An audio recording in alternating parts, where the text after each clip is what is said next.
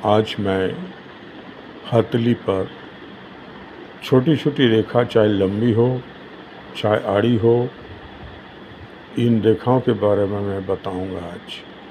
सर्वप्रथम मैं शुक्र पर्वत से शुरू करता हूँ।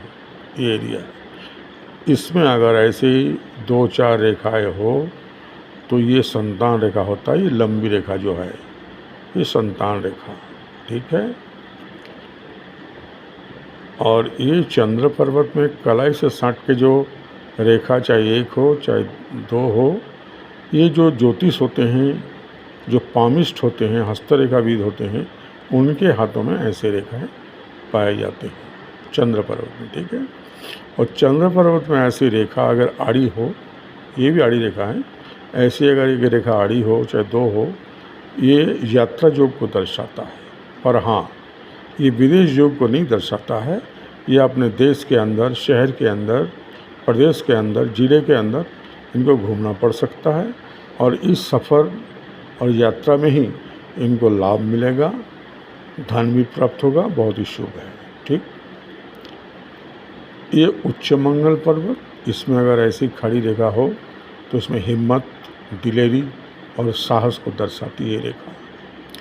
बुध पर्वत में अगर ऐसी खड़ी रेखा हो तो इसमें व्यापारिक बुद्धि और व्यावहारिकता, इसमें दोनों ही समाये हुए हैं, इसीलिए सफल होते हैं, ठीक है।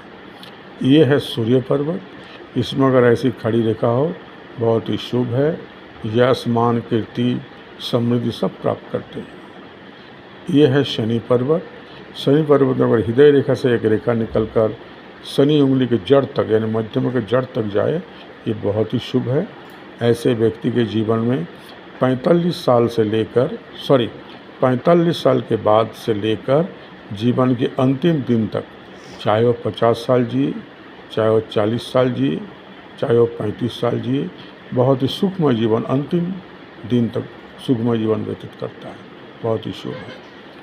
और ये है गुरु पर्वत में खड़ी रेखा। ये रेखा जिसके हाथ में भी होगा तो गुरु स्वामी का आशीर्वाद और प्रभाव इनके सिर पर हमेशा रहेगा। ऐसे लोग बुद्धिमान होते हैं, ऐसे लोग सफल भी होते हैं, इन लोग नेतागिरी में बहुत आगे रहते हैं। इन लोग सरकारी पद हो चाहे प्रशासनिक पद हो, उच्च पद, किसी भी उच्च पद में सफल होते हैं, बहुत ही शुभ है। और इनका वाक्पटुता बहुत ही सही रहता है और आस्थावान भी बहुत होते हैं, ठीक। और ये है निम्न मंगल पर्वत। ये अगर ऐसी आड़ी रेखा हो और जीवन रेखा को काट दे, ये जीवन रेखा है, इसको अगर काट दें तो ये तनाव रेखा कहते हैं, ठीक है। ये तनाव रेखा है, इसको राहु रेखा भी बोलते हैं, निम्न मंगल रेखा भी बोलते हैं पर ये तनाव को दर्शाता है, ठीक। धन्यवाद।